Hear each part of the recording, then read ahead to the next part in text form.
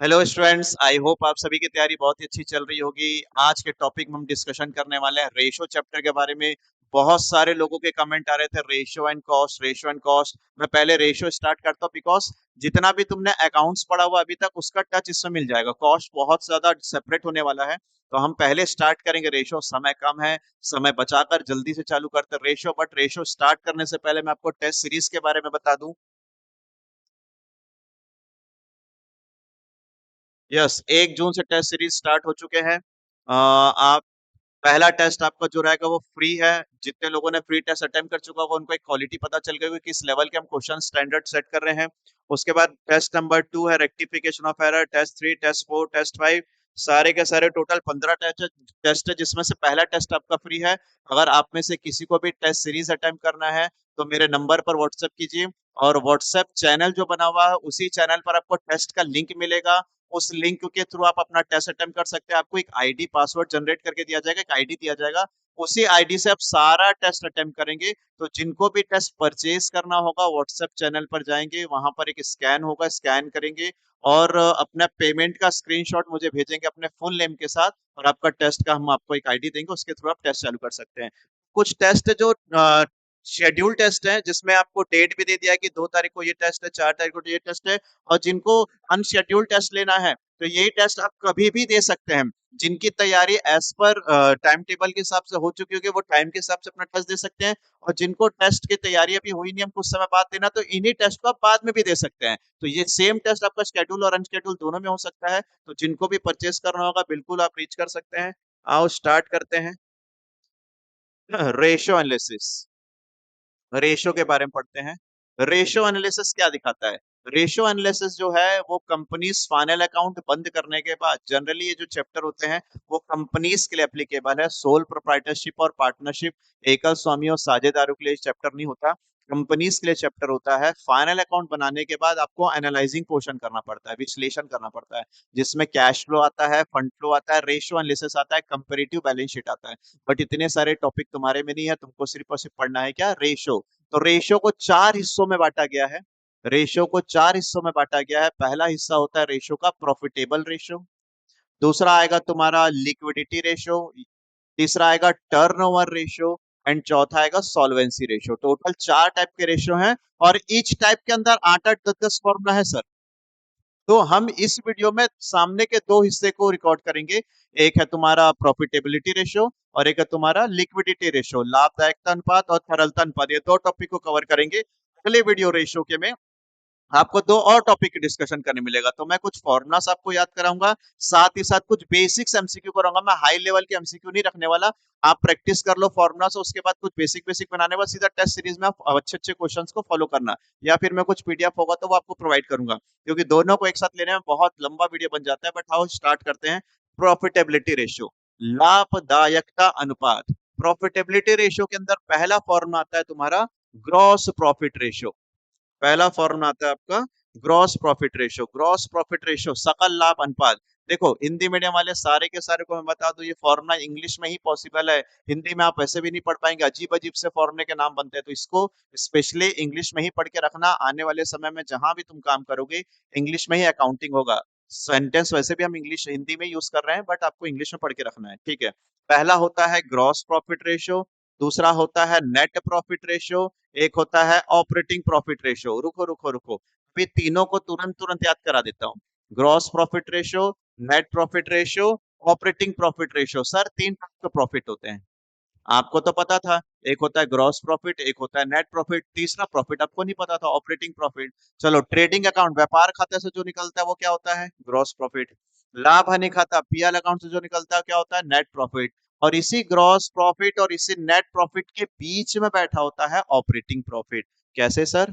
मैं बता रहा हूँ। वो सबसे ऊपर होता है ग्रॉस प्रॉफिट, सबसे नीचे होता है नेट प्रॉफिट, और इनके बीच में बैठा होता है कौन सा प्रॉफिट? Operating profit. ठीक है। तो आप जनरली ये 2 प्रॉफिट पढ़े हो, ऑपरेटिंग प्रॉफिट के बारे में नहीं पढ़े हैं, ठीक है। अभी इसको पढ़ते पढ़ते समझा दूं मैं। ग्रॉस प्रॉफिट रेशियो का फॉर्मूला क्या होता है? जब भी सर प्रॉफिटेबिलिटी रेशियो की बात करेंगे, अभी आप पढ़ लेना जो जो फॉर्मूला को, उसको याद करना। जब भी प्रॉफिटेबिलिटी रेशियो आएगा ना, याद रखना नेट सेल से डिवाइड करना है। प्रॉफिट किस पर निकलता है? भैया प्रॉफिट आपको तब होगा ना जब तुम सेल करोगे, तो जब आप सेल करोगे तब आपको प्रॉफिट होगा। तो जितने फॉर्मूला होंगे इसके अंदर जो प्रॉफिट से रिलेटेड होंगे वो सबके सबको डिवाइड करना पड़ेगा सेल से। जैसे कि gross profit ratio divided by net cell है, दिख रहा है? Gross profit ratio divided by क्या है? नेट सेल है। नेट प्रॉफिट रेशियो भी देख लो, डिवाइडेड बाय नेट सेल है। अब ग्रॉस प्रॉफिट बोलेगा तो ऊपर ग्रॉस प्रॉफिट रख लेना न्यूमरेटर में, नेट प्रॉफिट बोलेगा तो ऊपर न्यूमरेटर में नेट प्रॉफिट रख लेना। फॉर्मूला याद हो गया? बोलो ग्रॉस प्रॉफिट का फॉर्मूला। अच्छा, प्रॉफिट निकालना, प्रॉफिट कब होता है? सेल में होता है, तो बेस में आप रख देना सेल, और ग्रॉस प्रॉफिट बोला तो ग्रॉस को ऊपर रख लेना। नेट प्रॉफिट बोलेगा तो नेट प्रॉफिट ऊपर आ जाएगा न्यूमरेटर में, और आपका सेल कहाँ आ जाएगा? नीचे आ जाएगा। ठीक है। ऑपरेटिंग प्रॉफिट बोलेगा तो सेम। प्रॉफिट किससे होता है? प्रॉफिट किससे होता है? सेल से। तो आपको सेल्स नीचे रखना है और प्रॉफिट ऊपर रखना है। देखो ये चैप्टर इसलिए टफ पड़ जाता है क्योंकि इतने सारे फॉर्मुलाज है जो हम ये रिमेम्बर मेमोराइज ही नहीं कर पाएंगे। बहुत सारे फॉर्मूला होने वाले हैं। तो इन फॉर्मूला को याद करने का कुछ ट्रिक है, और मैंने अपने बहुत सारे स्टूडेंट को ऐसे ही सिखाया है। प्रॉफिट कब निकलेगा आपको? ऐसा क्या काम कर लोगे तो प्रॉफिट निकलेगा? बोलेंगे सेल निकलेगा, तो सेल को रखो बेस में, जो प्रॉफिट बोलेगा ऊपर रखो। तो ग्रॉस बोलेगा तो ग्रॉस ऊपर, नेट बोलेगा तो नेट ऊपर, ऑपरेटिंग बोलेगा तो ऑपरेटिंग न्यूमरेटर में आएगा, और नीचे तीनों में आएगा net sale net sale net sale. Sir ये नेट सेल क्या होता है? Sales minus sales return, sales minus sales return. विक्रय में से विक्रय वापसी माइनस करूंगा तो नेट सेल आता है। अब सर ये ग्रॉस प्रॉफिट क्या होता है? हाँ, यहाँ से तुम्हारा चैप्टर टॉपिक चालू होता है कि ग्रॉस प्रॉफिट क्या होता है। सही है। ग्रॉस प्रॉफिट निकालने के लिए आपको सेल्स में से cost of goods sold minus कर देना है। इसीलिए फाइनल अकाउंट चैप्टर में आपको कुछ ट्रिकी सिखा रहा था। वहां पर कुछ लोगों ने कमेंट में ये भी बताया था कि सर हम ट्रेडिंग अकाउंट बनाकर क्यों ना डायरेक्ट डायरेक्ट प्रॉफिट निकाल ले। मैं बोला नहीं, वो जो ट्रिक है उसी ट्रिक से आपको एमसीक्यू बनाने में काम आएगा, और वही ट्रिक तुमको यहाँ लगेगा। तो अगर आपने फाइनल अकाउंट चैप्टर नहीं पढ़ा होगा तो फाइनल अकाउंट जरूर पढ़ लेंगे। उसके बाद फाइनल अकाउंट का एक 10 मिनट का एक छोटा सा वीडियो लिखा था जिसमें कॉस्ट से सेल निकालना, सेल से कॉस्ट निकालना, वो सब एडवांस लेवल के क्वेश्चन इसमें वापस आने वाले हैं। इसलिए मैंने उसका सेपरेट वीडियो बना के रखा था। अगर वो भी नहीं पढ़े तो जरूर पढ़ो कॉस्ट से सेल, सेल से कॉस्ट, क्योंकि ये सब क्वेश्चन अभी तो उतना हाई लेवल मैंने नहीं रखा है, बट हाँ बड़े क्वेश्चंस में और अच्छे एमसीक्यू में वो सारा का सारा टॉपिक काम आने वाला है। फिलहाल के लिए ग्रॉस प्रॉफिट कैसे निकलता है? सर ग्रॉस प्रॉफिट निकालने के लिए सेल्स में से cost of goods sold minus कर दो, सेल्स में से cost of goods sold minus कर दो। सर सेल दिया होगा? हाँ भैया सेल दिया होगा। Sir cost of goods sold बेचे गए माल की लागत दिया होगा? नहीं भैया वो नहीं दिया होगा। तो क्या करेंगे? कॉस्ट ऑफ गुड्स सोल्ड का फॉर्मूला लगाएंगे, जो उसको मैंने पिछले वाले वीडियो में पढ़ाया था। तो कॉस्ट ऑफ गुड्स सोल्ड का फॉर्मूला क्या होता है? बेचे गई माल का लागत का फॉर्मूला क्या होता है? बोलो। Opening stock plus purchase plus direct expenses minus closing stock. याद आ रहा है कुछ? हमने पहले पढ़ा हुआ है। Opening stock plus purchase plus direct expenses minus closing stock. तो इन फॉर्मूला से तुम कॉस्ट ऑफ गुड्स सोल्ड निकाल लो। सेल दिया होगा, दोनों को माइनस करोगे तुम्हारा ग्रॉस प्रॉफिट निकलेगा। ऊपर रखोगे ग्रॉस प्रॉफिट, नीचे रखोगे नेट सेल, इंटू 100 करोगे, डन सर। ठीक है। अब आपको निकालना है नेट प्रॉफिट। नेट प्रॉफिट कैसे निकलता है? ग्रॉस प्रॉफिट निकलने के बाद, इसमें नहीं लिखा हुआ है, मैं यहाँ लिख देता हूँ आपको। ग्रॉस प्रॉफिट निकलने के बाद नेट प्रॉफिट निकालने के लिए ग्रॉस प्रॉफिट में से माइनस करेंगे इनडायरेक्ट एक्सपेंसेस। ग्रॉस प्रॉफिट में से क्या माइनस करेंगे? Indirect expenses. और वहीं अगर कुछ इनकम होगा तो उसको प्लस कर देना। कौन सा? इनडायरेक्ट इनकम होगा तो प्लस कर देना, हालांकि ये नहीं होता है, अगर होगा तो प्लस कर देना, तो नेट प्रॉफिट निकल जाएगा। आप जरा इमेजिन करो ना, ग्रॉस प्रॉफिट निकल गया तुम्हारा ट्रेडिंग से। अब नेट प्रॉफिट निकालना तो ऑल पीएल आइटम आना चाहिए, तो जितने सारे पीएल के खर्चे होंगे उसको माइनस करोगे तो तुम्हारा नेट प्रॉफिट निकल जाएगा। और अगर पीएल के कुछ इनकम होगा तो उसको प्लस कर देना। ठीक है। तो ग्रॉस प्रॉफिट का फॉर्मूला दिया था, नेट प्रॉफिट का नहीं दिया था। तो नेट प्रॉफिट, तो कलर चेंज करके लिख देता हूँ शायद आपको बराबर दिख जाए। नेट प्रॉफिट निकलता है, नेट प्रॉफिट निकालने के लिए किसमें से?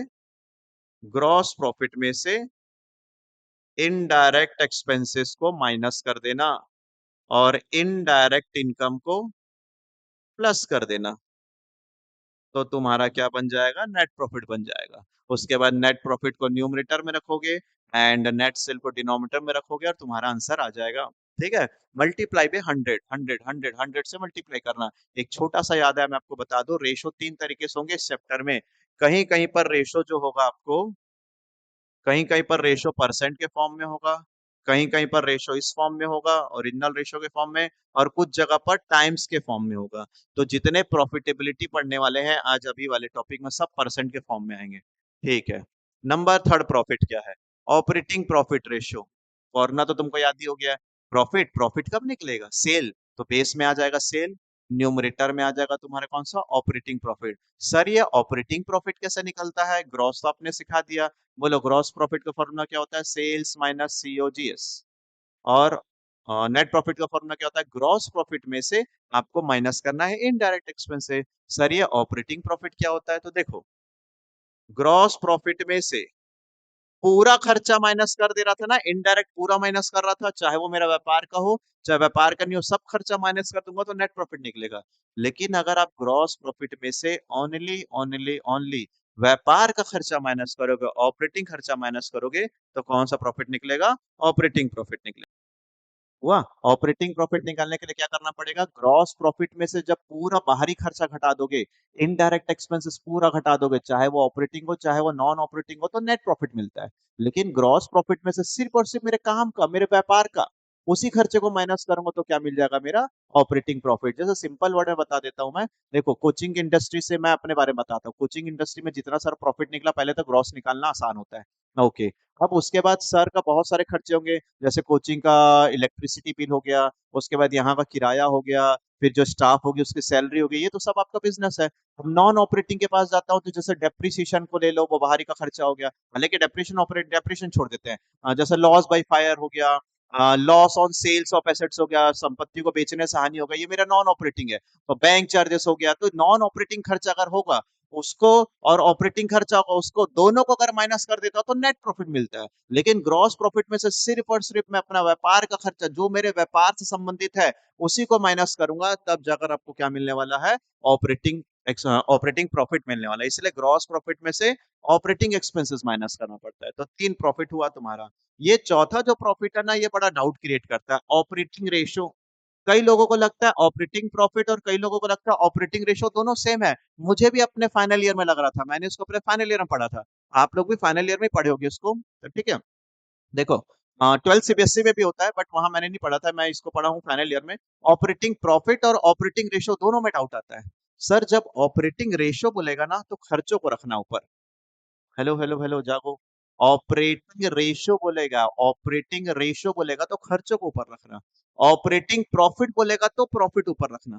ठीक है। तो देखो अभी क्या बोलता है ऑपरेटिंग रेशियो। ऑपरेटिंग रेशियो का फॉर्मूला था कॉस्ट ऑफ गुड्स सोल्ड में ऑपरेटिंग खर्चा को जोड़ दो। कॉस्ट ऑफ गुड्स सोल्ड में ऑपरेटिंग खर्चे को जोड़ दो। अगर कॉस्ट ऑफ गुड्स सोल्ड में ऑपरेटिंग एक्सपेंसेस को जोड़ देता हूं तो ऑपरेटिंग रेशियो निकलेगा। और डिवाइडेड बाय तो तुमको पता ही था सर, पहले ही बता दिए, सेल। ठीक है। तो अगर ऑपरेटिंग प्रॉफिट बोलेगा तो ऑपरेटिंग प्रॉफिट रखना। ऑपरेटिंग प्रॉफिट कैसे निकलता है? ग्रॉस प्रॉफिट में से ओनली ऑपरेटिंग खर्चा माइनस करना। लेकिन यहाँ खर्चा माइनस नहीं करना है, यहाँ जोड़ना है। देखो, ये भी खर्चा है, ये भी खर्चा है, जब दोनों के दोनों मेरे काम के खर्चे को जोड़ दूंगा, कॉस्ट ऑफ गुड्स सोल्ड मेरा काम का खर्चा, मेरा ऑपरेटिंग का खर्चा, और ये भी ऑपरेटिंग का खर्चा, दोनों को जोड़ूंगा तो क्या बनता है?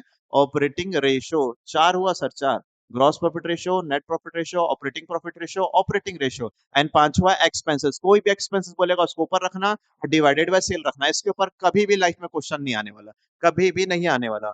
एक्सपेंसेस रेशियो, कोई भी एक्सपेंसेस बोलेगा उसको ऊपर रख दो, नीचे नेट सेल कर दो। जो एक्सपेंसेस बोलेगा उसको ऊपर रखो, नीचे नेट सेल कर दो। सर आप लोगों को ये तो याद हो गया ना कि डिवाइडेड बाय नेट सेल ही है और इनटू 100 है, और ऊपर डायनेमिक करते जाना, जैसे बोलेगा वैसे करना। आओ आगे बढ़ते हैं। पांच हिस्सा खत्म होने के बाद प्रॉफिट का काम खत्म, सेल का काम खत्म हो गया। अब नीचे कुछ पांच अलग अलग है, और इनके ऊपर क्वेश्चन आने के बहुत ज्यादा प्रोबेबिलिटी है, क्योंकि सभी लोग ऊपर का पांच पढ़ते हैं, नीचे का पांच नहीं पढ़ते। मैं बताता हूँ क्या। पहला, return on capital employed, ROCE, Hindi में तो मुझे भी नहीं पता। विनियोजित पूंजी पर प्रत्याय की दर कुछ होगा। Return on capital employed, to be honesty single, Hindi English में ही पढ़ लेना भैया, उसको ज्यादा इधर उधर मत करना। Return on capital employed, return on capital employed, कितना कैपिटल लगाया था उसमें से कितना रिटर्न आ रहा है। हेलो जागो, देखो क्या बोल रहा हूँ। रिटर्न आ रहा है ऑन कैपिटल एम्प्लॉयड, जितना कैपिटल लगा था उसमें से मुझे कितना रिटर्न मिल रहा है। तो फॉर्मूला क्या बनता है? जितना रिटर्न आपको मिल रहा है वो EBIT, यही है profit. Profit before interest and tax. सुना होगा आपने, ग्रेजुएट है तो सभी इसको पढ़े होंगे। EBIT, earning before interest and tax. तो रिटर्न का मतलब कितना आया, जितना आएगा वही तो तुम्हारा प्रॉफिट है, तो profit before interest and tax. और डिवाइडेड बाय क्या लगा देना, कैपिटल एम्प्लॉयड। सर कैसे याद करेंगे, नाम में ही लिखा है ना sir, return on capital employed. Return का मतलब मेरा प्रॉफिट, प्रॉफिट का मतलब ईबीआईटी। किस पर, ऑन किस पर, कैपिटल एम्प्लॉयड, तो नीचे आ जाएगा कैपिटल एम्प्लॉयड। आप फॉर्मूला को अच्छे से याद कर लो, उससे बहुत क्वेश्चन बन जाते हैं। तो EBIT divided by capital employed. Sir what is EBIT? EBIT का मतलब होता है profit before interest and tax. And what is capital employed? तो सुनो सर, अभी अभी लास्ट हमने एक चैप्टर पढ़ा था, वैल्यूएशन ऑफ गुडविल। गुडविल पढ़ाते पढ़ाते मेरे मुंह से एक लाइन भी निकला था, कुछ जगह पर कैपिटल एम्प्लॉयड का सेंस अलग होता है, लेकिन वहां पर एसेट माइनस आउटसाइडर लायबिलिटी होती है। यहाँ पर वैसा नहीं है, यहाँ पर टोटल एसेट्स माइनस क्या लिखा हुआ है, करंट लायबिलिटी। ये भी मुझे डाउट आ रहा है, आई थिंक सो बोला था capital employed total asset minus current liability. नहीं सही है ये, देखो कैपिटल एम्प्लॉयड का मतलब यहाँ पर total assets minus current liability, total asset minus current liability. ये एक एसेट अप्रोच होता है। एक और अप्रोच होता है share holder plus fund plus long term डेब्ट। टोटल तो चार ही चीज होते हैं, जितने एसेट्स हो गए। एक मिनट अगर आपको डाउट आ रहा है तो मैं यहाँ पर आपको समझा दूं अपने तरफ से। ये देखो सर, ये करंट एसेट्स, ये फिक्स्ड एसेट्स, ये करंट लायबिलिटी, ये फिक्स्ड लायबिलिटी, और ये share holders fund. Share holder fund, मैं पूछा कैपिटल एम्प्लॉयड क्या है, कैपिटल एम्प्लॉयड, इन दोनों को जोड़ लेना, इन दोनों को जोड़ लेना तो टोटल एसेट बन जाएगा। उसमें से सिर्फ करंट लायबिलिटी को माइनस करना, इन दोनों में से सिर्फ इसको माइनस करूंगा तो कैपिटल एम्प्लॉयड बन जाएगा। तो अब दूसरा तरीका क्या बचता है, दूसरा तरीका क्या बचता है, दूसरा तरीका है इसको और इसको जोड़ लूंगा तो भी कैपिटल एम्प्लॉयड बनेगा। समझ पा रहे हो क्या बोल रहा हूं मैं? देखो कैपिटल एम्प्लॉयड निकालने का क्या क्या तरीका है, इन दोनों को जोड़कर सिर्फ इसको माइनस कर दो, इतने को यूज कर लो, इन दोनों को जोड़कर इसको माइनस कर लोगे तो कैपिटल एम्प्लॉयड। या फिर एक ये बचा है और एक ये बचा है, इन दोनों को जोड़ूंगा तो भी कैपिटल एम्प्लॉयड आएगा, सेम बनता है। अगर यहाँ पर आप बैलेंस शीट के नंबर लिख के देखोगे तो सेम आंसर आएगा। सो कैपिटल एम्प्लॉयड का दो फॉर्मूला, एक asset minus current liability, asset minus current liability, या फिर क्या होता है share holder fund plus long term डेब्ट। तो ये पहला फॉर्मूला बना। पांच के बाद अगला पांच में से पहला ही क्या था, क्या था, रिटर्न आएगा, क्या आएगा, प्रॉफिट आएगा, तो प्रॉफिट ऊपर आ गया। प्रॉफिट को क्या बोलते हैं, ईबीआईटी। ऑन किस पर, कैपिटल एम्प्लॉयड, कैपिटल एम्प्लॉयड नीचे आएगा। प्रॉफिट का पूरा नाम EBIT, earning before interest and tax. And capital employed का क्या मतलब होता है, एसेट्स माइनस करंट लायबिलिटी, या फिर share holders fund plus long term डेब्ट, मतलब नॉन करंट लायबिलिटी। तो ये फॉर्मूला आपका क्लियर होता है यहाँ से। अगला फॉर्मूला देखो, अगला क्या कहता है, रिटर्न ऑन इक्विटी। नाम में ही लिखा हुआ है रिटर्न ऑन इक्विटी, रिटर्न का मतलब आएगा, किस पर आएगा, इक्विटी पर चाहिए। अभी कैपिटल एम्प्लॉयड सबका पूछ दिया था, मैं बोल रहा हूँ return on equity, return on equity, तो इतना तो पता चल गया नीचे इक्विटी ही आने वाला है, डिनोमिनेटर में इक्विटी आने वाला है। तो देखो शेयर होल्डर्स इक्विटी या इक्विटी शेयर होल्डर आएगा, इक्विटी लोग आएंगे, तो ऊपर प्रॉफिट भी इक्विटी का ही आना चाहिए। अब प्रॉफिट इक्विटी का क्या होता है बताऊं तुम्हें? देखो टाइम कम है और मेरे पास इतना कुछ बताने के लिए कई बार हो जाता है, मैं खुद आश्चर्य हो जाता हूँ कि क्या क्या बताऊं। देखो ईबीआईटी, इसमें से सबसे पहले माइनस होता है इंटरेस्ट, ब्याज, फिर बचता है ईबीटी, इसके बाद बचता है ईबीटी, इसमें माइनस होता है टैक्स, फिर बचता है ईएटी, अर्निंग आफ्टर टैक्स, फिर माइनस करना पड़ता है तुम्हारे को क्या, जनरल रिजर्व, फिर माइनस करना पड़ता है प्रेफरेंस डिविडेंड, तब जाकर जो बचता है वो अर्निंग फॉर इक्विटी के लिए बचता है। सर एक बार पहले, एबीआईटी में से पहले ब्याज माइनस होगा, फिर टैक्स माइनस होगा, फिर जनरल रिजर्व माइनस होगा, फिर प्रेफरेंस वाले मालिक को बुलाएंगे, बोलेंगे अपना डिविडेंड ले जाओ भैया, फिर जो पैसा बचता है फिर वो इक्विटी का पैसा बचता है। तो इक्विटी का अगर वैल्यू निकाल रहे हो ना, तो नीचे जब इक्विटी आ रहा है तो ऊपर में इक्विटी का ही प्रॉफिट आएगा। कौन सा प्रॉफिट आएगा, फॉर्मूला नहीं पता, लेकिन हाँ, आपको ये पता होना चाहिए कि इसमें से ये माइनस हो जाएगा, ये माइनस हो जाएगा, ये माइनस हो जाएगा, ये माइनस हो जाएगा, जो बचेगा वो आएगा। तो उसको कई बार क्या बोलते हैं, अर्निंग आफ्टर टैक्स बोलते हैं। अर्निंग आफ्टर टैक्स यहाँ तक आ गया। और ये डिविडेंड माइनस कर देते हैं कई लोग। जे जनरल रिजर्व होगा तो वो भी माइनस हो जाएगा। तो यहाँ पर फॉर्मूला डायनेमिक होता है, बट यहाँ जो मैंने लिखा हुआ है इसको जरा एक बार देख लो किस तरीके से लिखा मैंने। रिटर्न ऑन नए देखो, नेट प्रॉफिट आफ्टर टैक्स, ये इनकम्प्लीट फॉर्मूला, जो समझेगा इनकम्प्लीट फॉर्मूला इसलिए है, अगर प्रेफरेंस डिविडेंड नहीं होगा तो ये तो काम चल जाएगा इतने में। लेकिन अगर प्रेफरेंस वाले होंगे तो डिविडेंड भी माइनस करना पड़ जाएगा प्रेफरेंस का, और यदि जनरल रिजर्व होगा तो वो भी माइनस करना पड़ जाएगा। तो भैया नीचे अगर तुम्हारा नाम रख रहे हो तो तुम्हारे हिस्से में जो प्रॉफिट होगा वही ना ऊपर आएगा। देखो इसको मैं इस तरीके से समझा था कि इक्विटी शेयर का बेस से बना रहा हूं मैं, तो इक्विटी का जो प्रॉफिट है वो रखूंगा, सबका प्रॉफिट कैसे रख दूंगा, मेरे हिस्से का प्रॉफिट को ऊपर रखूंगा और मेरा हिस्सा नीचे रखूंगा, डिवाइड करूंगा तो आपका निकल जाएगा रिटर्न ऑन इक्विटी। याद रखना, रिटर्न ऑन इक्विटी, अगर इक्विटी का है तो प्रॉफिट एज पर इक्विटी होना चाहिए। सर उसको कैसे निकालते हैं, उसको पूरा डिटेल ये है सर, ये पूरा डिटेल है। जो लोग व्याख्याता की तैयारी कर रहे हैं उनको तो इतना डिटेल जरूरी पढ़ना है सर, आगे चल के उसकी क्लास सोचेंगे जब समय मिलता है हमको।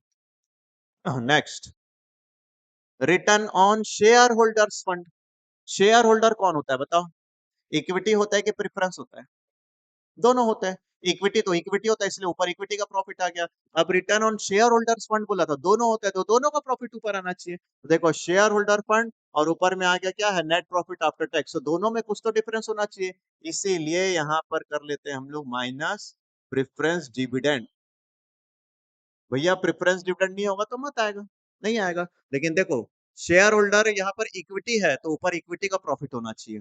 यहाँ पर शेयर होल्डर फंड है मतलब दोनों शेयर होल्डर है, मतलब दोनों आना चाहिए। तो आप बताओ इसमें से कौन सा वाला आएगा, इसमें से कौन सा वाला आएगा, ये यहाँ तक वाला आएगा, ये वाला। जनरल रिजर्व तो जनरली नहीं होता, ये अर्निंग आफ्टर टैक्स तक आएगा क्योंकि दोनों मालिक है, ये दोनों का प्रॉफिट चाहिए तो दोनों का प्रॉफिट ही है। अगर सिर्फ इसका चाहिए होगा तो डिविडेंड को हटाना पड़ता है प्रेफरेंस शेयर का।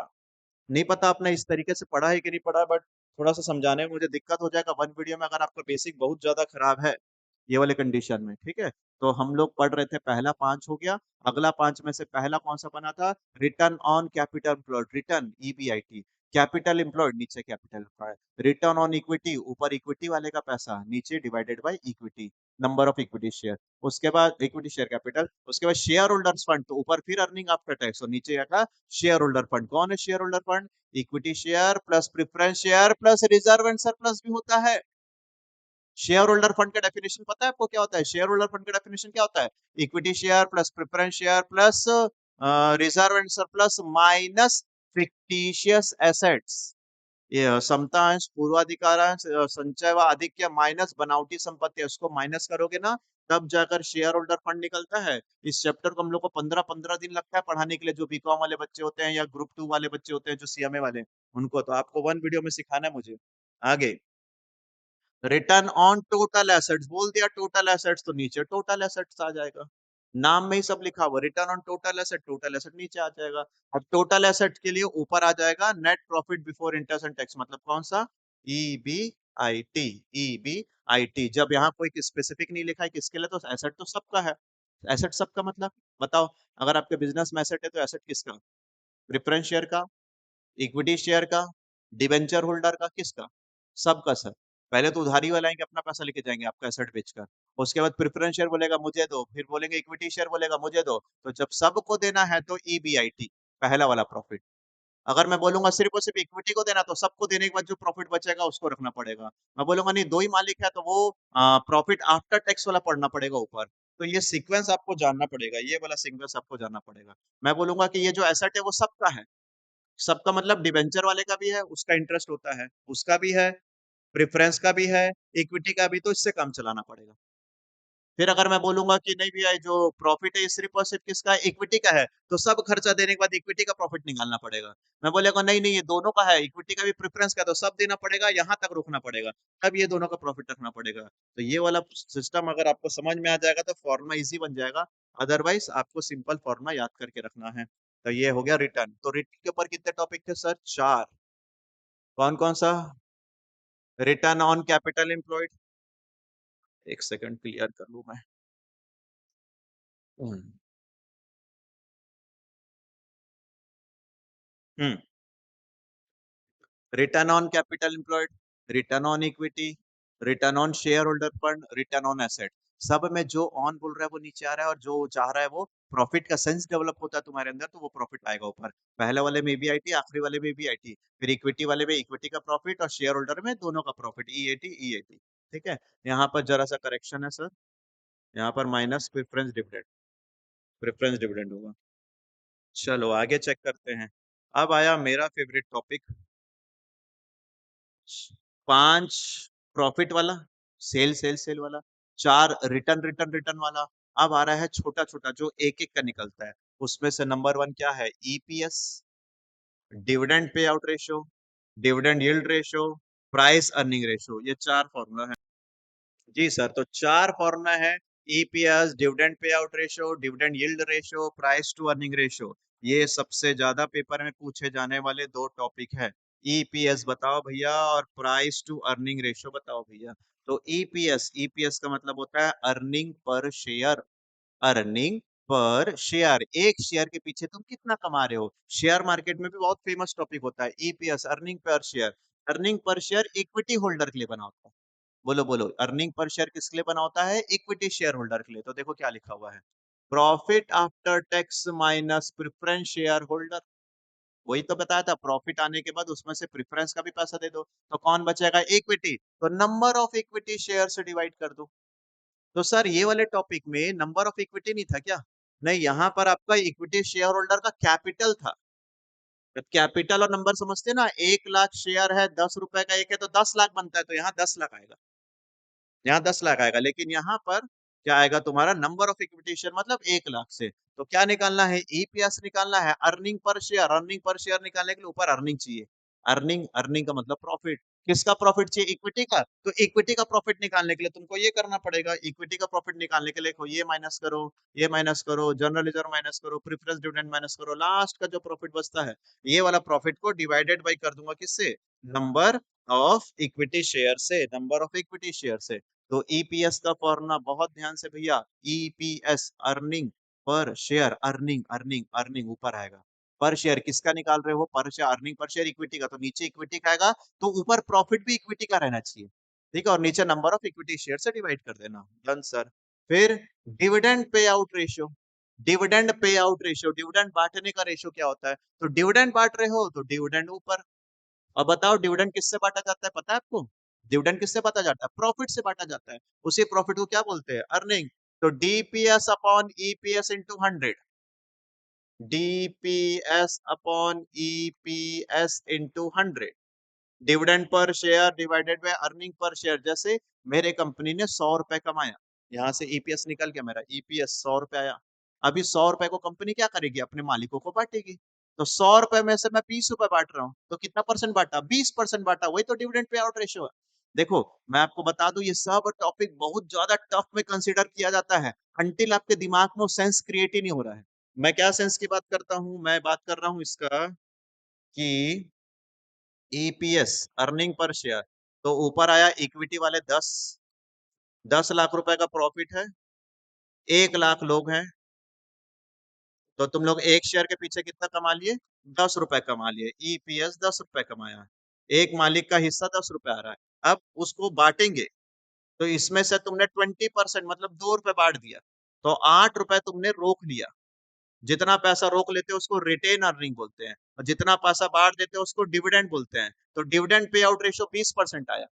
कैसे रखोगे? ऊपर रखोगे डीपीएस, नीचे रखोगे ईपीएस, ऊपर रखोगे 2, नीचे रखोगे 10, इंटू 100 करूंगा, तो मेरा अपने आप 20% आता है। नहीं पता लोगों को इतना अजीब अजीब सा क्यों लगता है? इसलिए टफ लगता है क्योंकि हम उसको एज अ फॉर्मूला पढ़ रहे हैं, हम उसको समझ नहीं पा रहे हैं। और समझने के लिए ऐसे वन वीडियो में भी मैं नहीं पता, कुछ लोगों को अभी भी नहीं समझा पा रहा हूँ। मुझे पक्का पता है कि हर किसी को क्लियर करना इम्पॉसिबल हो जाता है ऐसे टॉपिक में, क्योंकि आप इसको बहुत ज्यादा कम पढ़े हो ना, और लाइफ में मेरे ख्याल से कहीं पढ़े भी नहीं होगे। एक बार कहीं पढ़े होगे तो कैसे समझ में आ जाएगा? वहीं आपने अकाउंटिंग कई बार पढ़ा है, उसी में परेशान हो।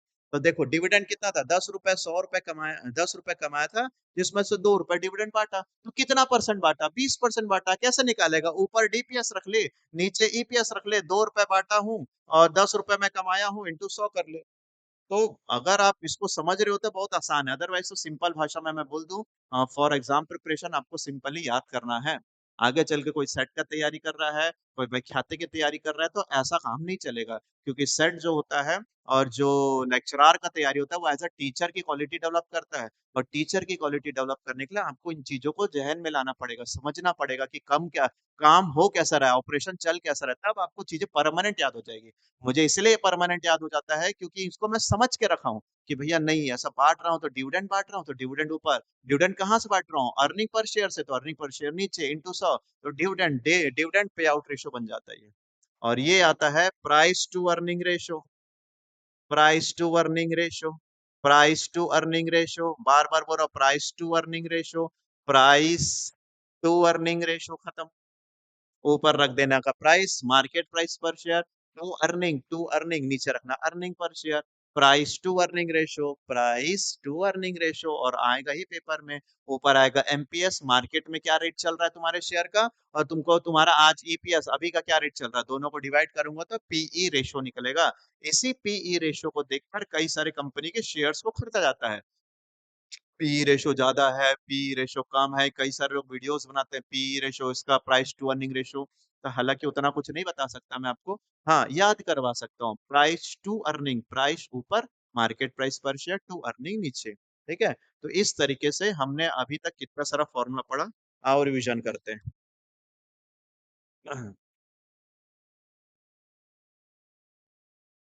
देखो, सबसे पहले 5 टाइप का आपका प्रॉफिट है। पहला ग्रॉस प्रॉफिट, दूसरा नेट प्रॉफिट, तीसरा ऑपरेटिंग प्रॉफिट, चौथा एक्स ऑपरेटिंग रेशियो, एंड पांचवा एक्सपेंसेस, मतलब हाँ एक्सपेंसेस। ओके सर, इन पांचों में डिवाइडेड बाय क्या है, सेल है। Sir gross profit by sale, net profit by sale, operating profit by sale, operating cost चाहिए तो cost of goods sold plus operating expenses by sale, और एक्सपेंसेस बाय सेल, और सब में into 100 into 100 into 100 into 100। Sir gross profit कैसे निकलता है, sales minus cost of goods sold. Sir net profit कैसे निकलता है, ग्रॉस प्रॉफिट में से सारे खर्चे माइनस कर दे, indirect operating non operating operating सब खर्चा माइनस कर दे। सर ऑपरेटिंग प्रॉफिट कैसे निकलता है, ग्रॉस प्रॉफिट में से सिर्फ और सिर्फ ऑपरेटिंग खर्चा ही माइनस करो। ठीक है सर, ऑपरेटिंग रेशियो कैसे निकालेंगे, कॉस्ट ऑफ गुड्स सोल्ड में प्लस कर दो, सब में माइनस कर रहे हैं, कॉस्ट ऑफ गुड्स सोल्ड में प्लस कर दो ऑपरेटिंग एक्सपेंसेस, और लास्ट में एक्सपेंसेस बाय आप सेल कर दो। देखो मैं आपको यहाँ फॉर्मूला समझा कर याद करा दूंगा, एमसीक्यूज तुम्हारी जिम्मेदारी सर पढ़ना। क्योंकि मैं, मेरे जो वीडियोस चल रही हैं, जो यूट्यूब में जो लोग मुझे फॉलो कर रहे हैं, जो मुझे देखना पसंद कर रहे हैं, वो अधिकतर एमसीक्यू के लिए नहीं आ रहे हैं, वो सिर्फ सीखने के लिए, कॉन्सेप्ट के लिए आ रहे हैं, है ना। ये बात आप भी एग्री करोगे, सर कॉन्सेप्ट बता दो, बाकी तो हम एमसीक्यू बनाएंगे कहीं ना कहीं से मिल जाएगा। और वंस ये फॉर्मूला मिल जाएगा तो आप क्वेश्चन बना सकते हो। कुछ कुछ क्वेश्चन सिखाऊंगा, लेकिन बहुत ज्यादा क्वेश्चन नहीं सिखाऊंगा। ठीक है, इसके बाद 5 ये होने के बाद 4 टाइप का return, return on capital employed, अच्छा रिटर्न आएगा ईबीआईटी, ऑन कैपिटल एम्प्लॉयड नीचे आएगा कैपिटल एम्प्लॉयड। सर ईबीआईटी दिया होगा, हाँ बेटा ईबीआईटी दिया होगा। नीचे कौन आ जाएगा तुम्हारा, divided by capital employed. Capital employed कैसा होता है, दो तरीका होता है, एसेट माइनस करंट लायबिलिटी, उसके बाद या तो share holder fund plus long term liability. जितने सारे चीजें होती हैं एसेट में से, करंट लायबिलिटी हटा दूंगा तो दो ही लोग बचेंगे, उनको जोड़ लेना।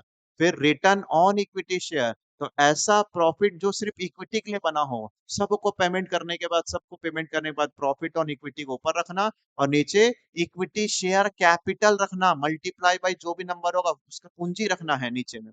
उसके बाद क्या था, return on share holders fund, तो रिटर्न आएगा शेयर होल्डर फंड, कौन से share holder, equity share holder, preference share holder, reserve and surplus, fictitious assets को माइनस कर देना। तो ये दोनों का होता है, इसलिए वहां पर प्रॉफिट आफ्टर टैक्स आता है।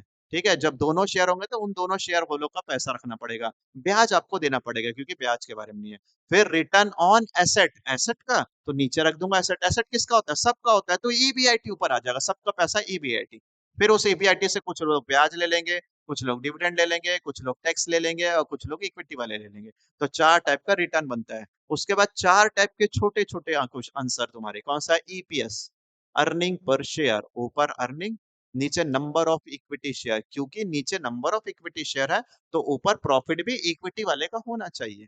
ठीक है, उसके बाद dividend payout ratio, dividend बांटना है तो डिविडेंड ऊपर, डिविडेंड कहाँ से बांटते हैं, ईपीएस से बांटते हैं, तो डीपीएस अपॉन ईपीएस इंटू 100।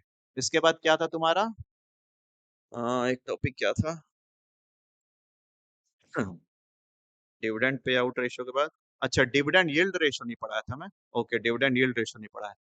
अभी तो उतना बोल लेते हैं जितना है, ये वाला प्राइस टू अर्निंग रेशियो जो मेरा फेवरेट है।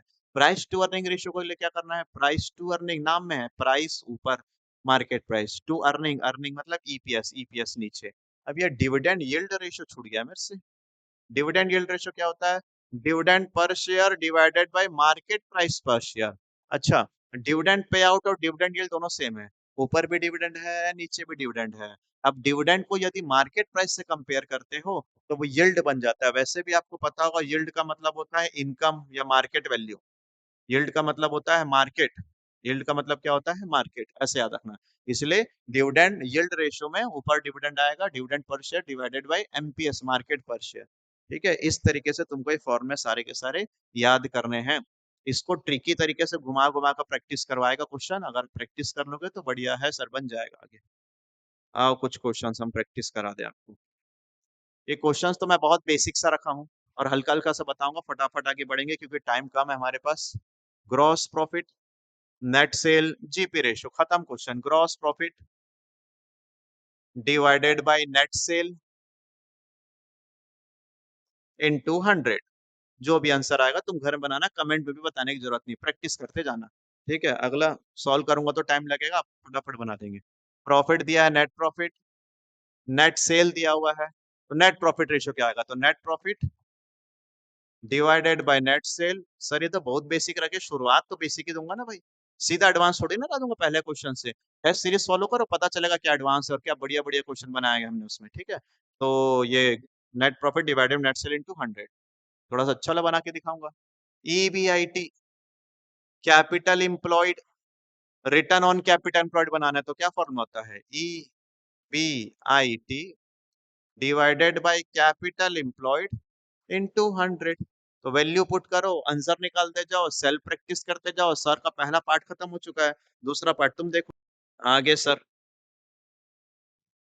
प्रॉफिट आफ्टर टैक्स दिया है, प्रेफरेंस डिविडेंड दिया है, इक्विटी शेयर दिया है, ईपीएस निकालना, ये बनाऊंगा ईपीएस, अर्निंग पर शेयर। तो प्रॉफिट आफ्टर टैक्स में अर्निंग पर शेयर किसका निकलता है, इक्विटी का निकलता है ना। तो प्रॉफिट आफ्टर टैक्स में से डिविडेंड माइनस करना पड़ेगा। तो प्रॉफिट आफ्टर टैक्स कितना है तुम्हारा, 2,40,000, माइनस डिविडेंड कितना है, 40,000, और divided by number of equity shares कितना है, 20,000। तो 2 लाख को 20,000 से डिवाइड करूंगा तो 10 रुपए का आंसर आएगा। ठीक है, ऐसे क्वेश्चन आप बना सकते हो। आगे बढ़ते हैं sir. Market price per share, MPS दे दिया है, ईपीएस दिया है, पीई रेशो निकालना है, प्राइस टू अर्निंग रेशो बना लोगे। ऊपर प्राइस ऊपर आएगा तो मार्केट प्राइस ऊपर आ जाएगा, टू अर्निंग, अर्निंग नीचे आ जाएगा, तो ये जाएगा तुम्हारा 20 रुपए का आंसर आएगा। Next, which profitability which profitability ratio is considered the best measure of the management efficiency। प्रबंध कार्य कुशलता का सर्वोत्तम माप कौन सा लाभदायकता अनुपात माना जाता है, ग्रॉस प्रॉफिट पे रेशियो माना जाता है कि net profit ratio, return on capital employed की डिविडेंड। सर क्वेश्चन ही समझ नहीं आता तो कहाँ से आंसर गेस करेंगे, क्वेश्चन पूछता है कौन सा profitability ratio best measurement of the management efficiency, तुम्हारे मैनेजमेंट की एफिशिएंसी। तो जब भी कोई देखो रिटर्न की बात करता है तो रिटर्न ऑन कैपिटल एम्प्लॉयड की बात करता है, कैपिटल मतलब जितना सबका पैसा लगा सब। तो बेस्ट में किसको डालना है आपको, return on capital employed. A lower operating ratio generally indicate, अगर मेरा ऑपरेटिंग रेशियो कम आ रहा है, ऑपरेटिंग रेशियो खर्चा वर्चा होता है, अगर मेरा ऑपरेटिंग रेशियो, मेरा खर्चे वगैरह कम आ रहे हैं, तो कम ऑपरेटिंग रेशियो संचालन में कम आ रहे सामान्यतः क्या दर्शाता है, बेटर एफिशिएंसी, हायर डेप्ट, लोअर लिक्विडिटी, पुअर मैनेजमेंट। खर्चा कम है ना, खर्चा कम हो रहा है तो मैं एफिशिएंसी अच्छा कर रहा हूँ, बेटर एफिशिएंसी, बेटर एफिशिएंसी। अगर मेरा ऑपरेटिंग रेशियो जनरली क्या आ रहा है, कम आ रहा है, मतलब मैं बहुत कम खर्चों में काम चला लेता हूं, तो मेरा बेटर एफिशिएंसी है। ठीक है, ऑपरेटिंग खर्चा कम आना ज्यादा अच्छा माना जाता है। अगला, if dividend per share DPS 12 EPS 15। Dividend payout ratio क्या आएगा? डिविडेंड पे आउट, तो डिविडेंड को ऊपर रखेंगे, ईपीएस को नीचे रखेंगे, इनटू 100 करेंगे, जो भी तुम्हारा आंसर आएगा चेक कर लेना सर। आगे, विच ratio relate profit with the share holders investment? कौन सा अनुपात लाभ को अंशधारकों के निवेशकों से जोड़ता है? भैया शेयर होल्डर से जोड़ता है, तो नाम में तुमको दिख जाएगा शेयर होल्डर। करंट रेशियो नहीं, ROE return on capital employ, ROE return on capital employed होगा। इक्विटी रेशियो नहीं है, यही तो है return on capital employed, ROE shareholders को दिखाता है। ठीक है, अगला। हाँ, अब आया थोड़ा सा एडवांस क्वेश्चन।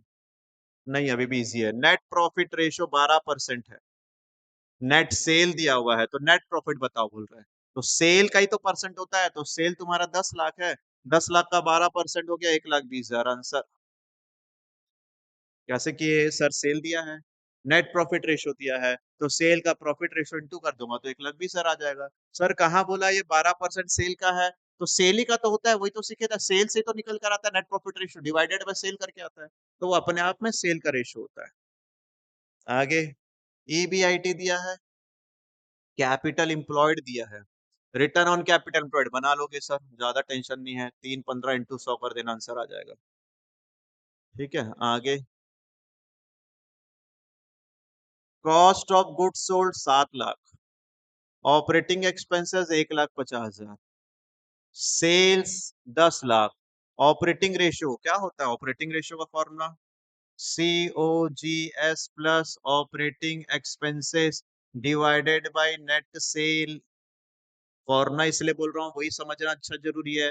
एमसीक्यू तो आप कहीं से बना लोगे और भर भर के इंटरनेट पे पढ़ेंगे एमसीक्यू, आप पहले फॉर्मूला समझ जाओ, है ना। आप बताओ COGS कितना? 7 लाख, ऑपरेटिंग एक्सपेंसेस कितना? 1,00,000, 7 और ये कितना बन गया? 8,50,000। Okay sir, divided by net cell कितना रख लूंगा? 10 लाख, इनटू क्या कर लेना? 100, जो भी तुम्हारा आंसर आएगा, आई थिंक 85 आना चाहिए, चेक कर लेना।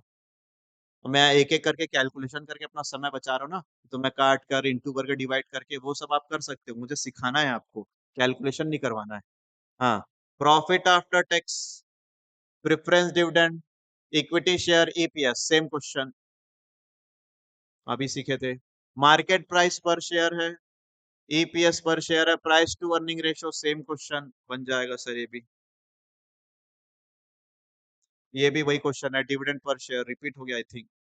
Net profit after tax, share holders fund, ROE, net profit दिख रहा है, शेयर होल्डर फंड दिख रहा है, दोनों को डिवाइड कर लो, 4,50,000। पेपर में तो कई बार आप ना थोड़ा सा कैलकुलेशन तुक्का लगा के करना, आपको पता चल जाएगा क्या आंसर आ रहा है, क्योंकि समय कम है और इतना डीप में अगर आप नहीं पढ़े हो तो जो भी नंबर देगा उसको तो यूज करके आप ट्राई करोगे। ठीक है, अगला। चलो, मैं एमसीक्यू बहुत कम रखा था उसमें, मुझे आपको सिखाना है फॉर्मूला, उसका मीनिंग, फॉर्मूला को कैसे रिमेम्बर कर सकते हो, याद कर सकते हो, वो मेरा काम है सर, है ना। एमसीक्यू तो आप बना लोगे और हम प्रैक्टिस भी कर लेंगे एमसीक्यू का, अलग से टेस्ट सीरीज भी बनाए उसके लिए। आओ चेक करते हैं। देखो, लिक्विडिटी रेशियो में सबसे पहले आएगा तुम्हारा कौन सा? करंट रेशियो, है ना। वो फोटो जो इमेज निकाला था मैंने, उसमें कुछ गलतियां थी, मैं आपको यहाँ से बता दूं। करंट रेशियो, करंट रेशियो क्या होता है? Current asset divided by current liability, current asset divided by current liability. Current assets के लिस्ट आप सभी को मालूम होना चाहिए, करंट लायबिलिटीज के लिस्ट भी आप सभी को मालूम होना चाहिए। अगर करंट एसेट और करंट लायबिलिटीज का लिस्ट इस स्टेज में आने के बाद भी अगर आपको नहीं पता होगा तो आप बहुत ज्यादा प्रॉब्लम में फंसोगे। करंट एसेट्स का सारा नाम, करंट लायबिलिटीज का सारा नाम जोड़कर डिवाइड करोगे, तुम्हारा आंसर आ जाएगा। यहाँ पर इंटू 100 करने की जरूरत नहीं है। और एक होता है तुम्हारा क्विक रेशियो, क्विक रेशियो को ये एसिड टेस्ट रेशियो बोलते हैं, सबका हिंदी में नहीं पता क्या होता, तरलता अनुपातन कुछ होगा। क्विक रेशियो, करंट एसेट्स में से स्टॉक और प्रीपेड को माइनस कर दो, करंट एसेट्स में से स्टॉक और प्रीपेड को माइनस कर दो और डिवाइडेड बाय करंट लायबिलिटी रख दूंगा, तो इसको बोलेंगे हम क्या? Quick ratio. तीसरा होता है कैश रेशियो, कैश रेशियो क्या होता है? कैश एंड कैश इक्विवेलेंट के ऊपर रखना, रोकड़ व रोकड़ के समतुल्य कैश व कैश इक्विवेलेंट के ऊपर रखना, and divided by current liabilities रखना। Sir cash and cash equivalent क्या होता है? Cash, bank, marketable securities, marketable securities मतलब प्रतिभूतियां, एसेट सिक्योरिटीज जो तुरंत जाएंगे मार्केट में बिक जाएंगे, जो कैश के जैसा होता है। ठीक है, ये तीनों को जोड़कर ऊपर रखना, नीचे करंट लायबिलिटीज रखना। कुछ लोग यहाँ पर लिक्विड लायबिलिटीज भी रखते हैं, बट आप करंट लायबिलिटीज रखना, तुम्हारा आंसर आ जाएगा। ठीक है, अगर पेपर में ऐसा क्वेश्चन आ रहा है जिसमें लिक्विड लायबिलिटीज से बना रहा हो, तो लिक्विड लायबिलिटी कैसा निकलता है बता दूं मैं। दोनों अप्रोच यूज करते हैं। लिक्विड लायबिलिटी निकलता है, लिक्विड लायबिलिटी निकलता है current liabilities minus bank overdraft. इसको माइनस करने से भी कई बार आंसर आ जाता है। तो वो अलग अलग राइटर का अलग अलग अप्रोच होता है, अलग अलग बुक्स में अलग अलग दिए होंगे, बट आपको करंट लायबिलिटी से बना लेना चाहिए। तो बोलो current ratio, current asset bye current liabilities. Quick ratio, current asset minus stock minus prepaid divided by current liabilities. Cash ratio, cash and cash equivalent divided by current liabilities. And working capital ratio, working capital ratio में आएगा working capital divided by total asset. भैया भैया भैया, ये working capital क्या होता है? Working capital सभी को पता है क्या? वर्किंग कैपिटल सबसे इजी होता है current assets minus current liability. इसमें एमसीक्यू थोड़ा ज्यादा रखा है मैंने, क्योंकि यहाँ पर अच्छे अच्छे एमसीक्यू बनने वाले हैं। ठीक है, तो ये तीन फॉर्मूला है यहाँ पर, और एक चौथा जो है थोड़ा सा डिफरेंस है। करंट लायबिलिटी से डिवाइड, करंट लायबिलिटी से डिवाइड, करंट लायबिलिटी से डिवाइड। करंट रेशो में करंट एसेट, क्विक रेशो में current asset minus stock minus prepaid, cash ratio में कैश और कैश इक्विवेलेंट को माइनस कर देना। ठीक है, आगे बढ़ते हैं। लेकिन यहाँ पर मेरे पास एक अच्छा नोट है तुम्हारे लिए, देखो क्या लिखता है। आइडियल, आइडियल रेशो, आदर्श अनुपात, हो सकता है इसके ऊपर एमसीक्यू बन जाए। आइडियल रेशो, आदर्श अनुपात, देखो क्या है आइडियल रेशो, इससे ज्यादा जूम नहीं होने वाला। आइडियल रेशो क्या दिया हुआ है? आइडियल करंट रेशो, एक अच्छा आदर्श अनुपात करंट रेशो होता है 2:1। मतलब दो तुम्हारा एसेट होना चाहिए, एक तुम्हारी लायबिलिटी होना चाहिए, तो तुम बढ़िया बढ़िया चल रहे हो। अगर दो से कम हो जाएगा तो तुम्हारा आइडियल रेशो नहीं है, खराब रेशो बना जाएगा। और दो से ज्यादा हो जाएगा, मतलब अगर ये 3:1 हो गया या 4:1 हो गया, मतलब तुम्हारे पास ज्यादा कैश रखा हुआ है जिसको तुम यूटिलाइज नहीं कर पा रहे हो। फिर से सर, करंट रेशो का आइडियल आदर्श अनुपात क्या होता है? 2:1। दो एसेट होना चाहिए तो एक लायबिलिटी होना चाहिए, तो आप उसको पेमेंट कर सकते हो। लेकिन भैया अगर मेरा दो से कम हो गया तो आइडियल रेशो नहीं है, खराब रेशो है। तुम सफर कर सकते हो, कभी भी लॉस हो जाएगा, लायबिलिटी को चुकाने के लिए पैसा ही नहीं है। सर दो से ज्यादा होगा तो इनफ कैश है, सफिशियंट पैसा से ज्यादा है जिसको तुम यूटिलाइज नहीं कर रहे हो, कहीं तो पैसा यूज करो। ठीक है, वैसे ही quick ratio, ideal quick ratio, ये होता है 1:1। आइडल क्विक रेशो होता है कितना? 1:1। एक करंट एसेट होना चाहिए, एक करंट लायबिलिटीज होना चाहिए। 1:1 रहेगा तो वो तुम्हारा आइडल क्विक रेशो में आएगा। और आइडल कैश रेशो होता है तुम्हारा 0.25:1। मतलब 0.25 तुम्हारा कैश होना चाहिए और लायबिलिटी कितना होना चाहिए? एक। सिंपल वर्ड में सर इनको याद करना है। पीडीएफ डालेगा तो जो फॉर्मूला गलत है उसको करेक्ट करके हम पीडीएफ डाल देंगे उसमें। ठीक है, current ratio 2:1, quick ratio 1:1, cash ratio 0.25:1। आगे बढ़ते हैं, आओ इसके क्वेश्चंस बनाए हम।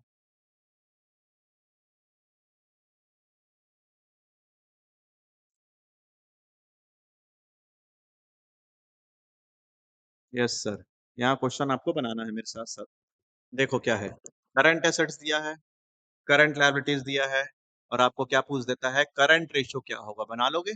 Current assets divided by current liabilities, कटेगा तो कितना आ जाएगा? 2:1। ठीक सर, ये तो इजी है। हाँ भी टफ लाएंगे इसमें। करंट एसेट 6 लाख का है, करंट एसेट 6 लाख का है, करंट रेशो 3:1 है। आपको बोलता है करंट लायबिलिटी निकालो। रुको रुको रुको आराम से। करंट रेशो है 3:1। करंट रेशो का फॉर्मूला होता है current asset divided by current liability. Current ratio का फॉर्मूला जो होता है, करंट रेशो का फॉर्मूला होता है current asset divided by current liability. Current ratio में कितना रख लेना? करंट एसेट्स में कितना रख लेना? 6 लाख। करंट लायबिलिटी नहीं है। ओके भैया, क्या इस पजल को सॉल्व करके आप लोग अपना आंसर निकाल सकते हो? हाँ, तो अगर मन करे तो बताओ, नहीं तो फिर आपके पास आंसर आ जाएगा, इधर जाएगा इधर जाएगा, 2 लाख रुपए का आंसर आएगा तुम्हारा। ठीक है, आगे जाते हैं। क्विक एसेट्स दिया है, करंट लायबिलिटी दिया है, क्विक रेशो निकालने बोलेगा, तो क्विक एसेट्स मतलब current assets minus stock minus prepaid, इसको कर दूंगा तो 1.5 समथिंग कुछ आएगा तुम्हारा आंसर।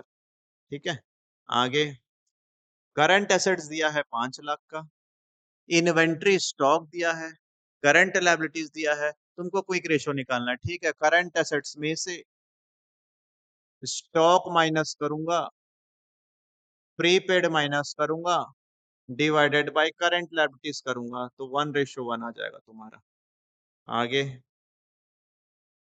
वर्किंग कैपिटल 2,50,000 का दिया हुआ, वर्किंग कैपिटल करंट लायबिलिटी दिया हुआ है और आपको करंट एसेट्स पूछा है, ये तो कॉमन सेंस से बनाना है, ये तो आता ही आता है। Working capital is equal to current assets minus current liabilities. Working capital की वैल्यू पुट कर लो, करंट एसेट्स की वैल्यू पुट कर लो, नहीं दिया है, करंट लायबिलिटीज की वैल्यू पुट कर लो 5 लाख, प्लस माइनस करना करंट एसेट्स आ जाएगा। ठीक है, जरूर इसको बताओ आंसर क्या आता है तुम्हारा।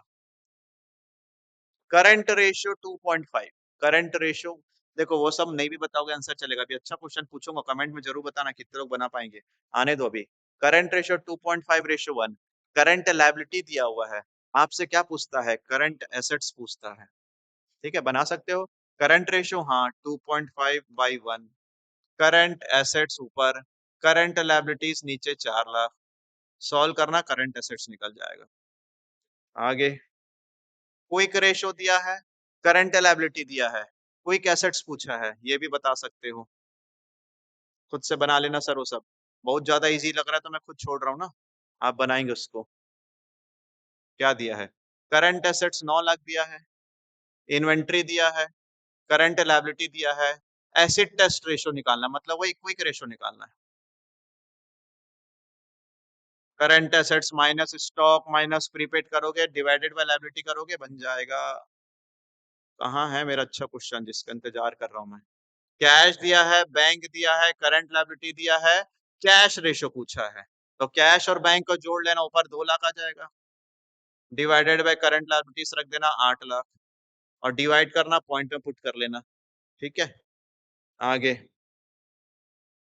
ये आया थोड़ा सा अच्छा क्वेश्चन, करंट रेशो दिया है, वर्किंग कैपिटल दिया है और करंट लायबिलिटी निकालने बोला। यस सर, ये क्वेश्चन अच्छा है। ठीक है, तो मैं थोड़ा सा हिंट करता हूँ आपको, ये होमवर्क दूंगा बनाने का, देखो ध्यान से क्या है।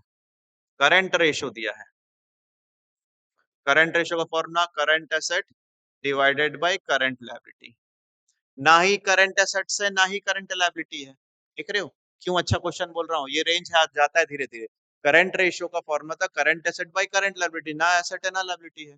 क्या दिया हुआ है, वर्किंग कैपिटल दिया हुआ, वर्किंग कैपिटल का फॉर्मूला क्या होता है, current asset minus current liability. ठीक है, वर्किंग कैपिटल कितना रख लेता हूँ, 4 लाख, करंट एसेट्स नहीं है, करंट लायबिलिटी नहीं है।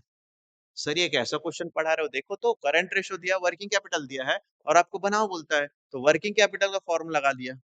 अब ये माइनस को अगर इधर ला लेता हूँ तो 4 lakh plus current liability is equal to current assets, ये एक बन गई चाबी। अब इस चाबी को पुट करना है इसमें, देख लो होमवर्क रहेगा ये सीए के जगह पर ये रख लेना, 4 लाख प्लस सीएल, और नीचे सीएल, और यहाँ करंट रेशो में कितना रख लेना, 3:1, यहाँ पर कितना रख लेना, 4 लाख प्लस करंट लायबिलिटीज और डिवाइडेड बाय करंट लायबिलिटीज, और मुझे बताना कि तुम्हारे करंट लायबिलिटीज कितना आएगा। ठीक है, मैं इसको मिटा भी दूंगा, ध्यान से देख लो, ये आपको यूज करना है, पॉज यूज नहीं करने का। इस तरीके से वर्किंग कैपिटल का फॉर्मूला लगाएंगे, वर्किंग कैपिटल के हेल्प से अधूरा सा क्वेश्चन बनाएंगे, फिर पुट करेंगे और बताएंगे कि क्या तुम्हारा आंसर आएगा, कमेंट करके जरूर बताएंगे current liabilities is equal to क्या आता है। चलो नेक्स्ट क्वेश्चन देखते हैं। करंट रेशो दिया है, क्विक रेशो दिया है, करंट लायबिलिटी दिया है और आपसे पूछ रहा होगा इन्वेंट्री, ये भी आधा बनाऊंगा और इसका भी आंसर बताना है, इन्वेंट्री का आंसर क्या आता है, तो देखो ध्यान से, current ratio current asset minus current liability. ठीक है, एक और फॉर्म लगाता हूं, quick ratio current asset minus stock, उसको यहां लिखते हैं, क्विक रेशियो का फॉर्मूला होता है current assets minus stock minus prepaid divided by current liability, दो फॉर्मूला है, ये दोनों का दोनों फॉर्मूला लिख लिया। अब आपको देखना है कि मैं कहां से बनाऊंगा। करंट रेशो में रखता हूँ 2:1, यहां से तो भैया दोनों मिसिंग है, दोनों मिसिंग है, ठीक है। यहाँ पर रख लेता हूँ क्विक रेशो में कितना, 1:1, ये भी नहीं है मेरे पास, स्टॉक भी नहीं है, और ये भी नहीं है। कहीं से तो गाड़ी चलाना पड़ेगा आपको, क्या करे क्या करे क्या करे। एक काम करते हैं, इसको इधर इंटू कर देता हूँ, तो 2CL, CA की वैल्यू मिल गया, करंट एसेट्स की वैल्यू 2CL मिल गया। तो करंट एसेट्स की जगह पर यहाँ पर जाते रखता हूँ कितना, 1/1 is equal to 2CL minus stock minus current liability. बस भैया इतना ही हेल्प कर पाऊंगा मैं। देख लो क्या किए, ये फॉर्मूला लिखा मुझे नहीं समझ में आया, मैं इसको पुट कर दिया, इसको इधर इंटू कर दिया, सीए की वैल्यू आ गया। ये फॉर्मूला लिखा समझ नहीं आया, current asset minus stock minus prepaid मत रखना, क्योंकि स्टॉक पूछा तो प्रीपेड होगा नहीं क्वेश्चन में। अब करंट एसेट्स की जगह पर क्या रख दिया, करंट एसेट्स की जगह पर 2CL रख दिया। अब ये सीएल को इधर करो, प्लस माइनस करो, एक आंसर निकालो, और एक ओरिजिनल वैल्यू दिया होगा करंट लायबिलिटीज की, देखो 4 लाख दिया है, यहाँ 4 लाख पुट करो, यहाँ 4 लाख पुट करो, और स्टॉक की वैल्यू बताओ कि कमेंट में कितना आ रहा है। यहाँ पर आपको कमेंट करके जरूर बताना चाहिए कि कैलकुलेशन में आप कर पा रहे हो कि नहीं, ये है ना। ये वाले पजल से आधा बनाया मैंने, उसको यहाँ पुट करा, और इस पजल से मैं पूरा बनाने की कोशिश कर रहा हूँ, देखते हैं आपसे बनेगा क्या। Current assets 12 lakh, current ratio दिया है, वर्किंग कैपिटल निकालना है, ये तो ऐसा निकलता है ना। अगर मेरे पास करंट एसेट्स आ गया, मेरे पास करंट लायबिलिटीज आ गया, तो वर्किंग कैपिटल निकल जाएगा। करंट एसेट्स तो है। अब ये वाले फॉर्मूला से, करंट रेशियो के फॉर्मूला से current asset divided by current liabilities करके करंट लायबिलिटीज निकाल लेना। जैसे करंट लायबिलिटीज निकल जाएगा, करंट एसेट निकल जाएगा, दोनों को पुट करना, वर्किंग कैपिटल निकल जाएगा। तो जरूर ये सब आप लोग बताओ कमेंट करके कि सर वर्किंग कैपिटल कितना आ रहा है, वर्किंग कैपिटल कितना आ रहा है इस क्वेश्चन का आंसर। ठीक है, मैं आधा आधा बना रहा हूँ, तुमको समझ में आना चाहिए। आप बनाओ, सर तो बनाते ही रहेंगे, बना ही रहे कई सालों से, आपको बनाना है। करंट रेशो दिया है, वर्किंग कैपिटल दिया है, करंट एसेट्स निकालना है, ये भी बना लूंगा। वर्किंग कैपिटल का फॉर्मूला लगाओ, सिखाया था मैं भी। Working capital current asset minus current liabilities, इसके जगह पर कितना लिख लो, 6 लाख, इसके जगह पर नहीं है, इसके जगह पर नहीं है, इसको इधर ला लो, 6 लाख प्लस सीएल, सीए बन जाएगा, इसको रख लो साथ में। अब करंट रेशियो का फॉर्मूला क्या होता है, current asset divided by current liabilities, यहाँ पर रखो 2.5:1। सीए की वैल्यू कितना रखते हैं, 6 lakh plus CL divided by CL, और एंजॉय करो, बढ़िया। ऐसे छोटे छोटे क्वेश्चन है, एक एक मिनट में बन जाएगा तुम्हारा पेपर में। आइडियल करंट रेशो का आइडियल अभी अभी याद कराया था, 2:1। Ideal quick ratio 1:1। Current ratio 4:1 is generally indicated. Current asset 4 है, मतलब पैसा ज्यादा है आपके पास। एक्सेस आइडल करंट एसेट, ज्यादा पैसा रखा हुआ है तुम्हारे पास। Which ratio is the most strengthened test of the short term solvency? बोलता है अल्पकालीन देय चुकाने के लिए, कम समय में पैसा चुकाने के लिए सबसे कठोर परीक्षण कौन सा होता है। कम टाइम में पैसा चुकाना, तो कैश रेशो होना चाहिए, cash ratio, yes, cash ratio. कम टाइम में स्ट्रेंथनेड ऑफ द टेस्ट, ज्यादा कितना है तुम्हारे पास, कम टाइम में भी पैसा कहां से मिलेगा, कैश रेशो में, याद रखना इस क्वेश्चन को। अच्छा सिलेक्टेड क्वेश्चन है। अगला सर, यस, ये अगली क्लास में हम लोग पढ़ेंगे किसको, टर्नओवर रेशियो को। तो रेशियो बहुत बड़ा चैप्टर है, ठीक है, 2 पार्ट में हम बनाएंगे इसको, रेशियो को। तो एक अगला है तुम्हारा टर्नओवर, पार्ट 2 में पढ़ाऊंगा मैं टर्नओवर रेशियो के बारे में, एंड सॉल्वेंसी रेशियो के बारे में, ठीक है। तो पहला जितना फॉर्मूला मैंने पढ़ाया, ग्रॉस प्रॉफिट से लेकर कंप्लीट लास्ट तक का, और लिक्विडिटी में मैंने 4 से 5 फॉर्मूला पढ़ाया, वो सारे के सारे को याद कर लो। कुछ और फॉर्मूला मिलते हैं तो इग्नोर करना, ये बहुत ज्यादा फॉर्मूला पढ़ा दिया मैं। सबसे पहले प्रॉफिटेबल ईपीएस डीपीएस वाला फॉर्मूला सबसे ज्यादा काम आता है। तो आई होप आप सभी को क्लासेस पसंद आ रही होंगी, और जल्दी-जल्दी क्लास मेरे लिए लेना इम्पॉसिबल है। बहुत सारे क्लासेस मैं खुद सुबह 8 बजे से लेकर रात के 8 बजे तक पढ़ाता हूँ, उसमें भी जो लंच टाइम मिलता है, उसमें मैं 1 आध वीडियो रिकॉर्ड कर पाता हूँ। मेरे क्लासेस भी चल रही है, तो बहुत ज़्यादा हेक्टिक शेड्यूल चल रहा है मेरा। तो आप लोगों का टेस्ट सीरीज़ है, उसके लिए भी प्लान करना पड़ रहा है। बहुत सारी टीम बैठी है, वो काम कर रही है, उनको फिर डायरेक्शन देना पड़ता है, तो बहुत जल्दी-जल्दी नहीं हो पाएगा। मुझे पता है कि आप लोगों के पास कम टाइम है, बट एक ही टीचर पर फुल्ली डिपेंड कभी मत हो, ये प्रॉब्लम में क्रिएट कर दोगे आप। मैं जितना पढ़ा रहा हूँ प्लस वो और आप और भी पढ़ो, बुक से भी पढ़ो, आप पूरा का पूरा डिपेंड कभी भी मत हो जाओ किसी के ऊपर, ठीक है? तो थैंक यू सो मच। जो भी जिनको भी टेस्ट सीरीज़ परचेज़ करना होगा तो व्हाट्सएप करेंगे, डिस्क्रिप्शन में मैंने चैनल का लिंक डाला हुआ, वहाँ जाओगे तो सारा डिटेल मिलेगा।